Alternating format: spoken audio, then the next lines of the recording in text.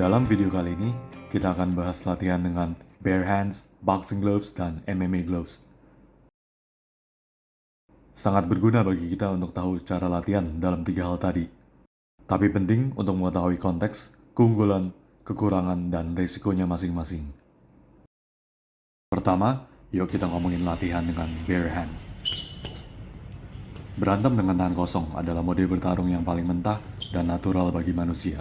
Dalam kejadian-kejadian berantem untuk setting kehidupan sehari-hari, kayak berantem di bar, di jalanan, atau sekedar ngelawan bully di sekolahan, tangan kosong kita adalah senjata pertama kita apabila hal-hal escalate menjadi pertarungan tangan kosong. Jadi emang terdengar cukup logis ya kalau kita latihan juga dengan tangan kosong. Untuk pemula, sangat disarankan untuk belajar konsep-konsep dasar berantem dengan tangan kosong, seperti penempatan tinju atau kepalan yang ideal saat impact. Kapan harus melempar serangan ringan, dan kapan harus serangan kenceng. Gimana cara bergumul basic menggunakan tangan dan dicampur-campur dengan serangan. Ngelatih elemen-elemen dasar tadi pastinya akan membuat kita menjadi fighter yang lebih efektif dan komplit. Ada tapinya nih. Ngomong realistisnya ya, kita nggak bisa latihan dengan tangan kosong terus-terusan atau di frekuensi yang sangat sering. Ini berlaku untuk backwork dan juga sparring. Pertama, karena tangan kita ini nggak kebal, mereka bisa rusak dan hancur.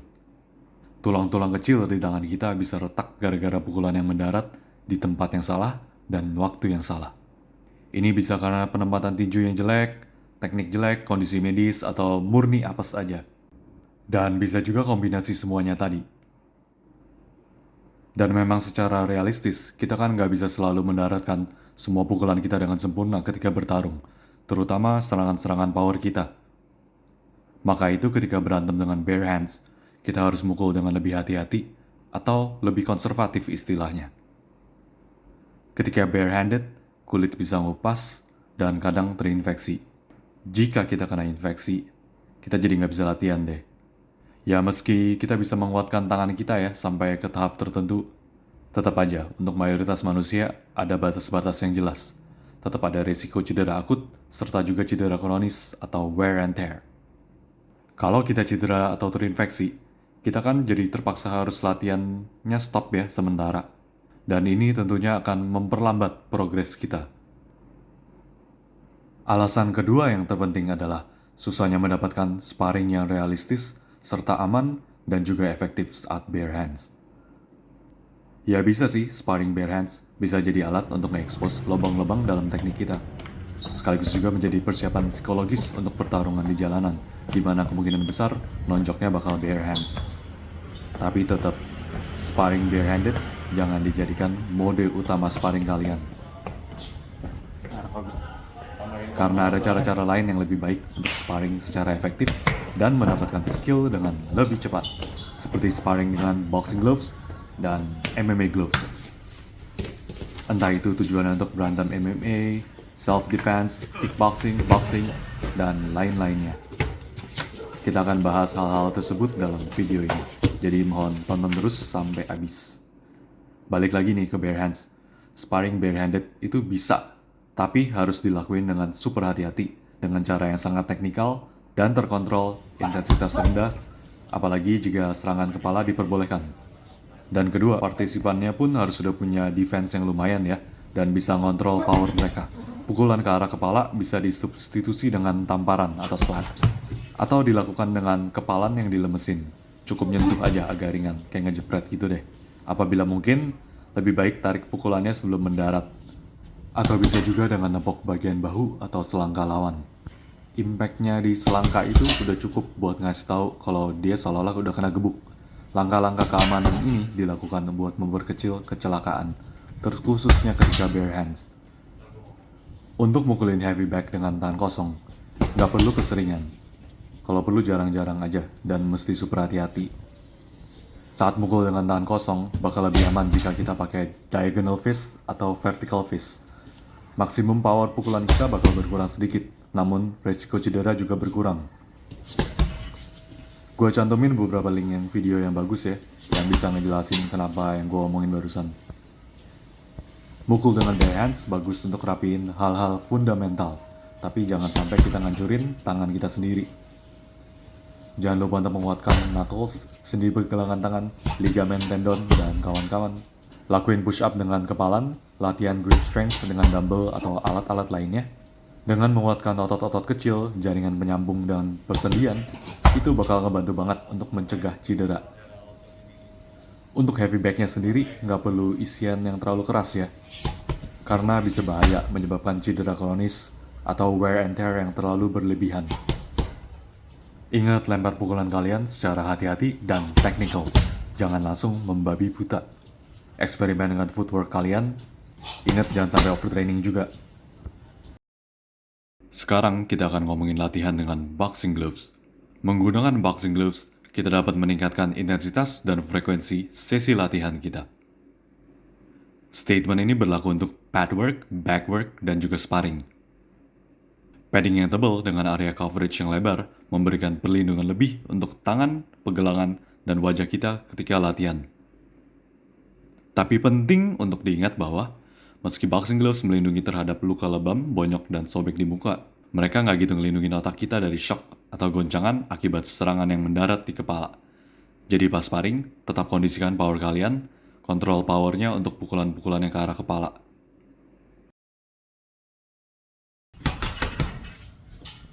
Sekarang kita bakal bahas heavy back workout dengan boxing gloves. Bantalan yang tebal melindungi tangan kita banget, baik kulit dan tulang. Kita bisa dapetin banyak banget repetisi dan mukul dengan power secara lebih sering, tanpa harus khawatir kalau tangan kita bakal cedera atau enggak. Dengan repetisi yang lebih banyak, kita dapat bagusin fluidity dari combo kita, sekaligus juga memperkuat small muscles di back dan core, sekaligus juga naikin cardio ya.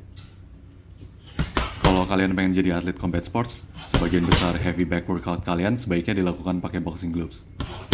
Hal ini dilakukan untuk alasan longevity atau keawetan, karena tangan kalian adalah aset karir penting. Kalau cuma latihan untuk hobi, sports, atau self-defense, gak usah pusingin statement barusan tadi, as long as kalian udah ngerti basicsnya. Tapi kalau tiba-tiba pengen menggila gebukin heavy back, sebaiknya pakai boxing gloves juga ya, biar tangannya awet. Oh iya, penting juga untuk nentuin fokus utama sebelum memulai tiap sesi heavy back, entah itu untuk teknik, fluidity, conditioning, atau combo-combo tertentu. Jadi latihannya nggak cuma sekedar cari keringat ya. Sparring dengan boxing gloves, kita bisa main dengan intensitas dan power yang lebih tinggi. Kita bisa lempar tangan kita dengan lebih cepat tanpa ragu dan nambahin sedikit power.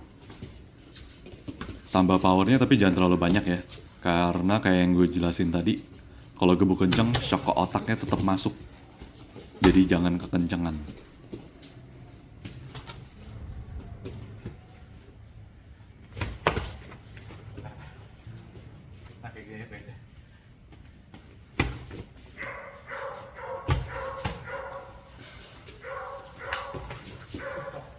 By the way, spinning back fist sambil ngindar tuh bisa dipakai buat kabur pas kita digebukin bertubi-tubi sampai harus yelling up.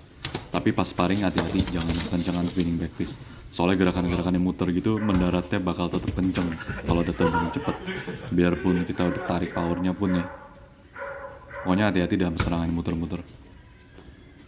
Perlu diingatkan kembali bahwa sparring dengan boxing gloves tanpa pengawasan yang seksama berpotensi memberikan rasa aman yang semu, karena bisa jadi kita bergantung terlalu banyak pada beberapa taktik defensif yang optimal saat bertarung dengan boxing gloves. namun tidak optimal dalam bertarung dengan MMA gloves atau juga tangan kosong, bare hands. Contoh yang umum adalah menutup kepala dengan high guard double cover, atau bentuk cover dan block lainnya dari high guard. Apabila digunakan terlalu sering dan kurang footwork menghindar atau head movement.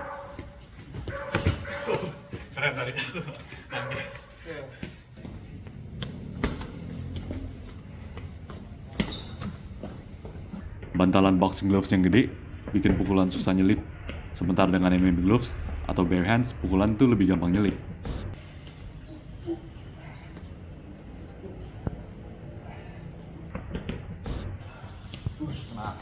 Ketika pukulan lebih gampang nyelip, maka akan lebih banyak arah serangan dan variasi serangan.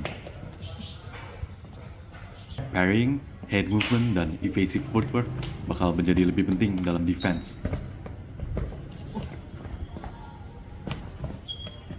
Jadi ini penting banget untuk diingat ketika kita latihan dengan boxing gloves untuk keperluan MMA ataupun juga self-defense. Taktik defense-nya harus lebih dinamis, seperti seolah-olah kita lagi berantem tanpa boxing gloves.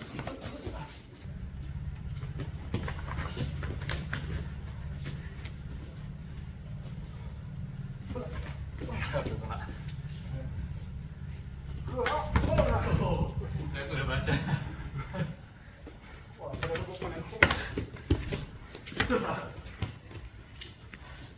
Sudah capek. Sekarang kita lanjut bahas MMA gloves. Ada dua jenis yang relevan dalam video ini ya, MMA competition gloves dan MMA sparring gloves. Penggunaannya agak sedikit beda, namun keduanya memiliki tujuan dasar yang mirip. Memberikan kesetimbangan yang optimal antara nilai protektif dari boxing gloves dan keluasan dari tangan kosong atau bare hands. Sehingga latihan dapat berlangsung dengan cukup aman berulang kali, namun tetap cukup realistis untuk konteks tarung bebas. Gloves hitam yang gue pakai ini adalah MMA competition gloves. Dan ini adalah MMA sparring gloves. MMA sparring gloves didesain untuk sparring yang lebih aman dan nyaman.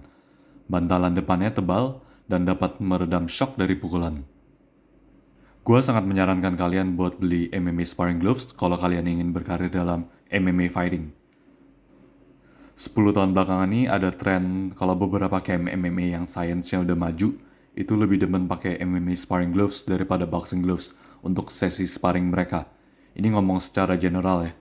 Kalau hard sparring sih masih tetap harus pakai boxing gloves ya, biar nggak bonyok. Dan nggak boleh sering-sering gitu hard sparring.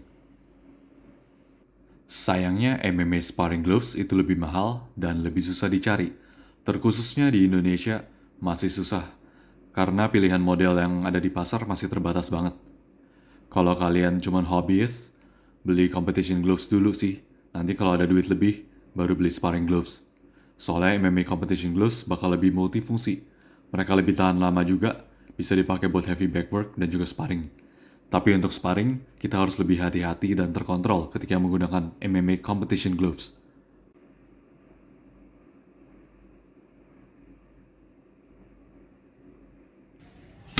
Sekarang heavy back workout di MMA gloves. Ini adalah sweet spot antara tangan kosong dan boxing gloves. Kita dapat ningkatin intensitas dan lempar pukulan keras kita dengan lebih banyak dibanding saat bare hands. Tapi tentunya nggak akan seempuk saat pakai boxing gloves. Kita bakal dipaksa untuk ngerapiin teknik kita karena level realisme yang lebih tinggi. Karena kita bakal tetap kena hukum apabila penempatan tinju kita ngasal, bikin kita lebih disiplin. Untuk heavy back workout, pakai MMA competition gloves ya, jangan pakai yang sparring gloves. Karena MMA competition gloves lebih tahan banting. Kalau kita banyak power punch, pakai MMA sparring gloves, jahitan sama paddingnya bakal soaknya cepet banget. Ingat ya, MMA sparring gloves itu lebih mahal.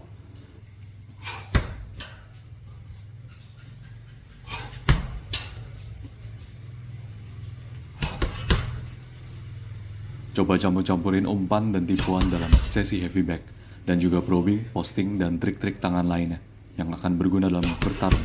Jadi jangan terlalu fokus sama combo doang. Untuk MMA, abisin waktu lebih banyak untuk combo-combo pendek daripada combo panjang, karena combo pendek tuh biasanya lebih berguna. Gue ambil statement barusan tadi itu dari Bazooka Joe. Gue ada kasih linknya di description, ntar cek sendiri aja kenapa.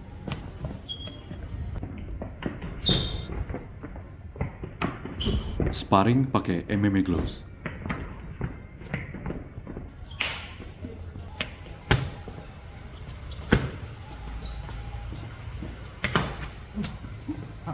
Bisa dilihat kalau taktik dan gerakannya sangat mirip dengan bare hands. Taruhannya makin gede karena tangan bergerak lebih cepat dan sudut serangannya makin bervariasi. Bisa dilihat juga kalau jarak tempur atau range of engagement-nya lebih panjang, apalagi ketika ada tendangan. Ini ngomong secara umum ya, dan dibanding dengan boxing gloves maksudnya. Rada-rada mirip fencing. Glovesnya ramping, kayak saat bare hands itu bikin clinching dan hand trapping jauh lebih gampang. Hal ini membuat integrasi lebih natural antara striking dan grappling. Nah, lihat ada bau-bau fencingnya lagi nih. Karena variasi serangan yang lebih banyak, sebaiknya kita terus gerak. Bahkan ketika kalian bingung mau ngapain, tetap gerak aja. Gerakan-gerakan kecil tapi sering bisa bingungin lawan. Pas bare hands atau MMA gloves, kalau cuma diem di posisi dan berlindung terlalu banyak ketika diserang bertubi-tubi, kalian bakal hancur. Bahkan kickboxer legend kayak Gokhan Saki aja hancur digebukin saat masuk MMA level elite ya. Karena style defense-nya si Gokhan itu terlalu stationary dan gak cocok untuk MMA striking. Jadi terus bergerak, karena nggak ada tempat yang benar-benar aman.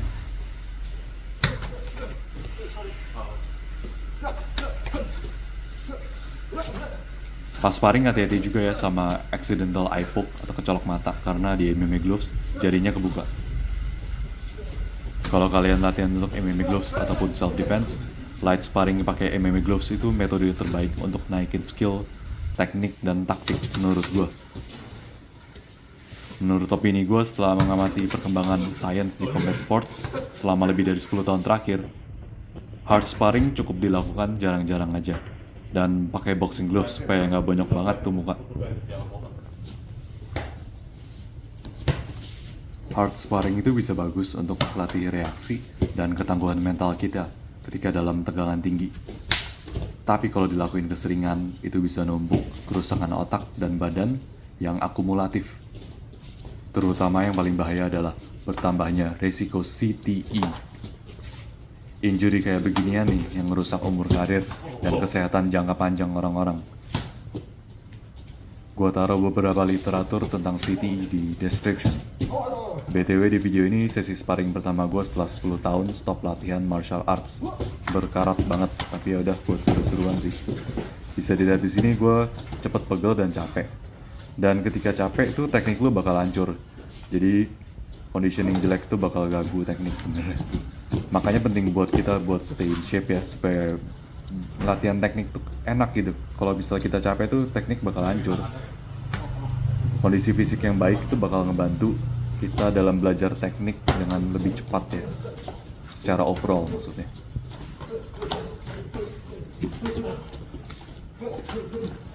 Di sini si Ryan masih main super santai sih. Dia mantan atlet wushu. Ryan sekarang ngajar sanda dan hema. Bisa dicek kelasnya di description di bawah. Gue udah cantumin pokoknya. Segini apa?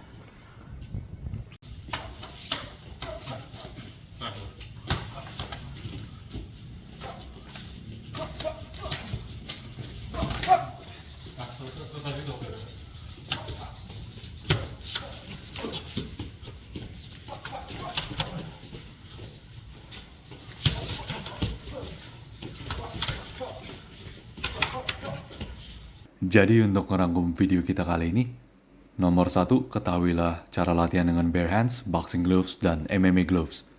Pahami keunggulan, kekurangan, dan risiko masing-masing. Nomor 2, pakai boxing gloves untuk heavy back work yang high intensity dan untuk hard sparring. Nomor 3, pakai MMA gloves untuk light sparring. Kalau ada duit lebih, beli MMA sparring gloves. Kalau yang MMA competition gloves, dipakai untuk heavy back work dengan intensitas sedang. Untuk sparringnya sih enakan pakai MMA sparring gloves ya. Tapi kalau misalnya nggak ada, pakai MMA competition gloves pun bisa. Tapi hati-hati aja pokoknya. Nomor 4, latihan forearms, grip strength, dan knuckles untuk mengurangi resiko cedera. Nomor 5, jaga kondisi fisik apabila mau naikin skill dengan lebih cepat. Ya, ini emang poin tersusah. Mau bahas topik apa ya selanjutnya?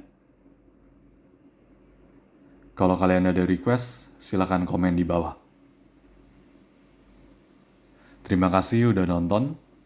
Kalau kalian suka konten kami, klik like, share, and subscribe.